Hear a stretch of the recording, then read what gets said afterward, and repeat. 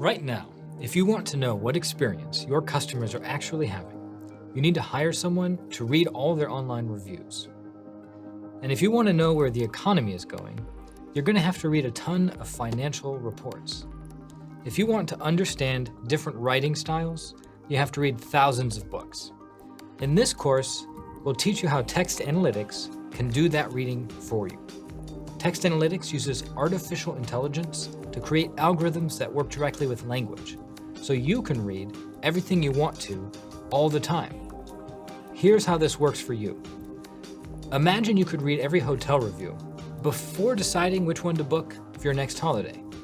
Imagine you could read every news article before you trade stocks. Imagine you could read every book ever written before choosing how to write your next book. Sounds awesome, right? My name is Jonathan Dunn, and I'm a computational linguist. That means I study the structure and meaning of language using computer science. Together with my team, I'll show you how text analytics works, but also why it works. We'll talk about the underlying science that makes all this possible and how to use this technology responsibly. Join us to understand how text analytics helps us know what's happening now so we can better predict the future.